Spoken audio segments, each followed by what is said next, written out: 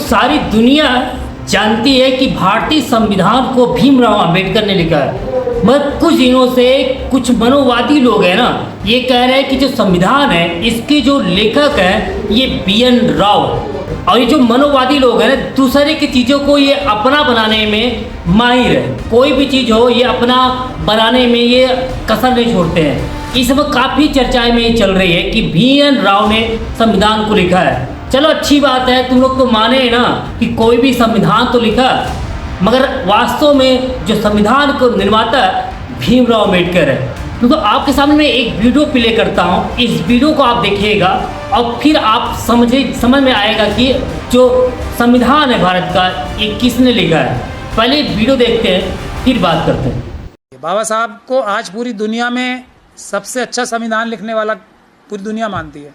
BN Rao का नाम अभी क्यों आया है? बाप बताओ, सोचो ज़रा ध्यान से। क्यों? क्योंकि बाबा साहब का ग्राफ ऐसे जा रहा है। सच्चाई यही है कि बाबा साहब के अलावा और उनके मुट्ठी भर साथियों के अलावा किसी का कोई रोल नहीं था।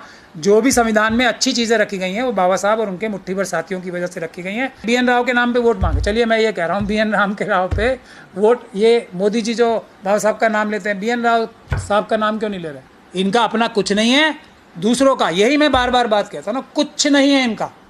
दूसरों का नाम, अच्छे काम अपने नाम कर लेने का कला इनमें आती है और उसका फिर ढिंढोरा पीटने की कला आती है। अब बाबा साहब हीरो थे, हीरो हैं और हीरो ही रहेंगे। ये वैल्यू है BN राव की बाबा साहब के सामने। नाम लेना ही उसको वैल्यू देना है। कुछ भी नहीं था, ना कुछ था, ना है, ना होगा। कितना भी सलाहकार, देखिए अभी कोई बड़ा व्यक्ति होता है ना, वो ऐसे लोगों को भी साथ रखता है जो वो ये जानना चाहता है कि इसके खिलाफ क्या क्या आर्ग्यूमेंट आएंगे। तो जितने पंडितों की सलाह ली थी बाबा साहब ने, वो इसलिए ली थी कि हम इसके अंदर क्या क्या, जो मैं अच्छे काम कर रहा हूँ उसमें क्या क्या बुराइयाँ निकाली जाएंगी। ये किसी भी बड़े आदमी का तरीका होता है। तो ऐसे लोगों को जो अपने खिलाफ हों उनकी बात सुन के उनकी जो आर्ग्यूमेंट्स है उसको काउंटर करने के लिए किसी भी डॉक्यूमेंट में, इसलिए बाबा साहब ने कुछ 2-4 बार बात कर ली होगी। कौन है BN राव? ज़बरदस्ती, क्योंकि मनुवादी कह रहे हैं तो आप लोग भी कहो। अच्छा मसौदा बनाया उन्होंने? कोई मसौदा नहीं बनाया उन्होंने। मसौदा किसी के बाप के बस की नहीं थी, बाबा साहब के अलावा और बाबा साहब के मुट्ठी भर साथियों के अलावा। मसौदा क्या था? मसौदा ये था कि जो पढ़े लिखे हैं उनको वोट देना चाहिए। जो बड़े बड़े देश के हमारे नेता माने जाते थे वो क्या कह रहे थे? सबको एक वोट का अधिकार नहीं दे रहे थे। किसने दिलवाया एक वोट का अधिकार? सबसे बड़ा मसौदा ये है, एक वोट का अधिकार किसने दिलवाया? BN राव ने। BN राव का बस चलता तो वो सिर्फ बोलते जी जो जो ग्रेजुएट है उसको दिलवा दो, जो जो ज़मींदार है उसको वोट दिलवा दो। किसने बनाया? भारत की इकोनॉमिक पॉलिसी किसने बनाई? बाबा साहब ने। किसी ब्राह्मण ने तो नहीं बनाई जिसको फाइनेंस मिनिस्टर या कुछ बता देंगे। ये जो बड़े बड़े डैम्स बने, किसने पॉलिसी बनाई भारत की? ये जो बैंक तो बाद में आएंगे ना, वो इकोनॉमिक पॉलिसी में आ गए। ये जो डैम्स बने हैं वो किसका दिमाग था? वो बाबा साहब का दिमाग था सबसे।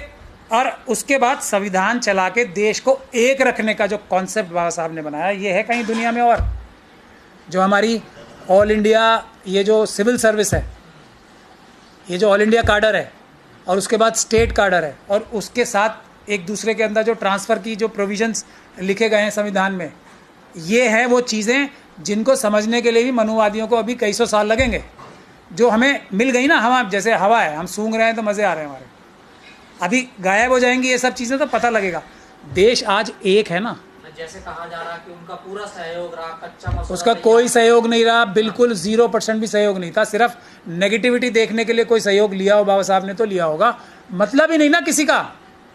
सिर्फ बाबा साहब और उनके जो मुट्ठी भर साथी थे, जो कि शेड्यूल कास्ट कम्युनिटी से आते थे, शेड्यूल ट्राइब कम्युनिटी से आते थे और मुस्लिम और सिख थे, उनका कॉन्ट्रीब्यूशन है। किसी और का कॉन्ट्रीब्यूशन नहीं है। बाकी सबका कॉन्ट्रीब्यूशन खराब करने में था। BN राव ने अपनी किताब में तो लिखा है ना, देखिए सर। मैं अपनी किताब लिखूंगा तो मैं बाबा साहब की तारीफ लिखूंगा, BN राव लिखेगा तो अपनी तारीफ लिखेंगे। आदमी को देखना चाहिए। बाबा साहब को आज पूरी दुनिया में सबसे अच्छा संविधान लिखने वाला पूरी दुनिया मानती है। ये BN राव का नाम अभी क्यों आया है? बाप बताओ, सोचो ज़रा ध्यान से। क्यों? क्योंकि बाबा साहब का ग्राफ ऐसे जा रहा है ना, पूरी दुनिया में लोग सीख रहे हैं उनसे। तो अब कुछ तो रोक लगानी है, कुछ तो दाग लगाना है कि नहीं लगाना। ये वो काम है। हमें मनुवादियों की इन चालों में आना ही नहीं चाहिए। BN राव कोई डिस्कशन का माहौल या मुद्दा ही नहीं है। He was nothing, nobody.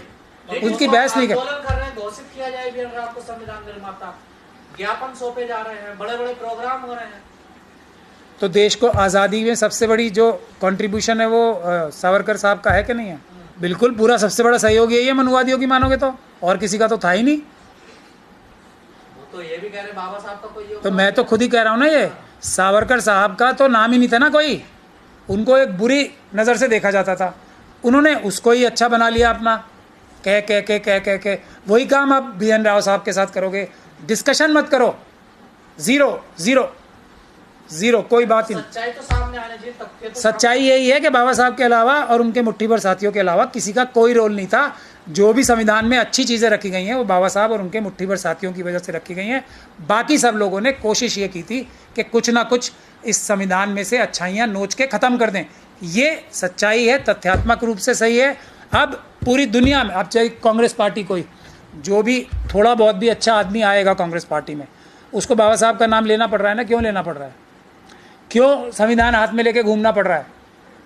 क्यों किसी और का नाम लेके, क्यों किसी और का नाम काम नहीं आ रहा? अब समझ में आती है, गांधी जी का नाम काम नहीं आ रहा है अब।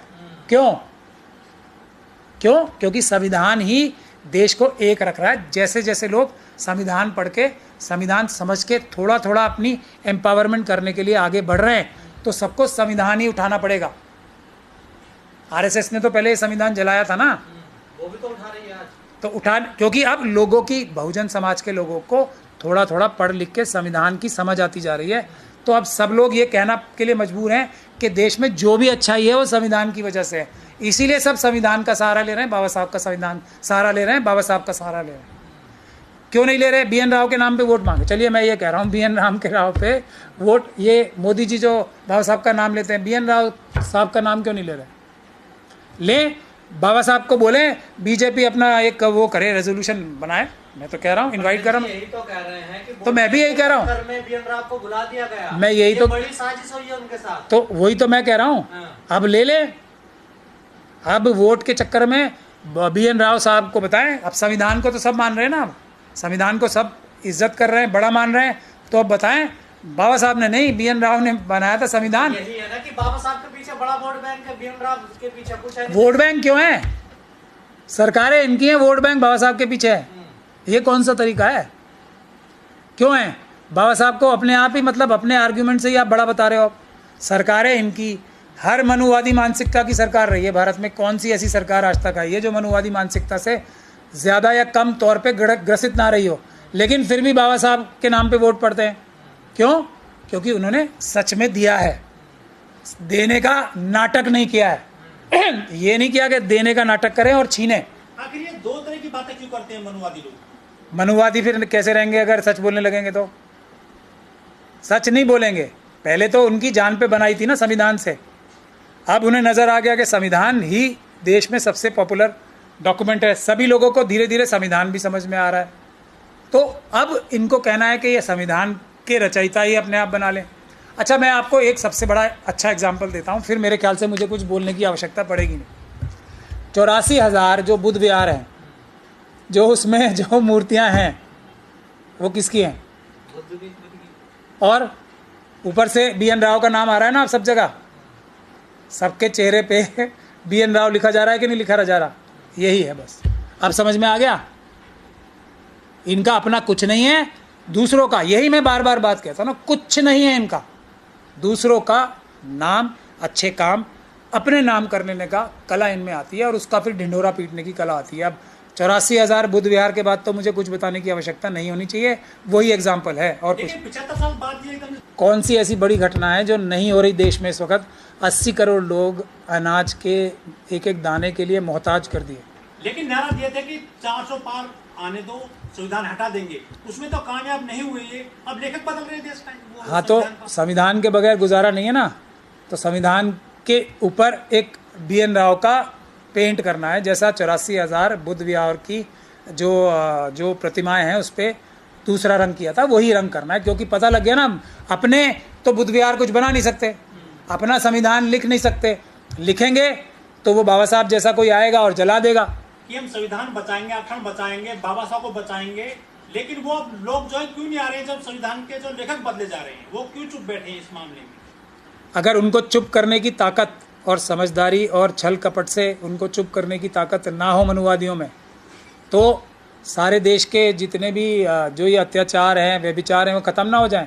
हमारे अपने लोगों की तो कमी है कि हमारे पास सबसे अच्छा लीडर था, है, उसका सबसे अच्छा डॉक्यूमेंट है जो सबको बराबरी, इंसाफ, यानी कि सिर्फ बहुजनों को ही नहीं, जो कल की तारीख में जब बहुजनों की सरकारें आ जाएंगी तो यही संविधान लेके आज ये ब्राह्मण धर्म के मानने वाले आएंगे हम लोगों के पास, इसी की गारंटी मांगेंगे कि हमें बराबर के अधिकार चाहिए। नहीं आएंगे क्या ये? तो अब हमारे लोगों की प्रॉब्लम यही है ना कि हम छोटे छोटे लालच देख के और एक जो बड़ा मिशन है बाबा साहब का उसको छोड़ देते हैं। आपकी बात लेकिन वो 100% सही है, इसमें एक भी परसेंट गलती नहीं है। हमारे अपने लोगों की सबसे बड़ी कमी है इसमें कि आज इनकी इतनी जुर्रत हो पा रही है कि बाबा साहब का मतलब जो प्लेजरिज्म है ये हाईएस्ट फॉर्म की, कि बाबा साहब के संविधान को ही अपना बताने की चेष्टा करें। आपने सुना, अब समझ में आ गया होगा कि जो संविधान के मुख्य निर्माता, मुख्य लेखक कौन था। मगर ये जो मनोवादी लोग हैं ना, ये अब दूसरे की चीज़ों को अपना बनाने में काफ़ी महारत इनको हासिल है और ये कोई भी चीज़ होता है ये अपना ही बनाने की कोशिश करते हैं। मगर खुशी इस बात की है कि चलो तुमने माना तो भी कि संविधान जो है ये लिखा गया है BN राव के द्वारा, मगर वास्तविकता क्या है पूरा दुनिया जानती है, पूरा भारत जानता है। आपका इस पर राय क्या है दोस्तों, कमेंट कर जरूर बताइएगा। फिर मिलते हैं किसी नेक्स्ट वीडियो में, तब तक के लिए जय हिंद, वंदे मातरम, जय हिंद।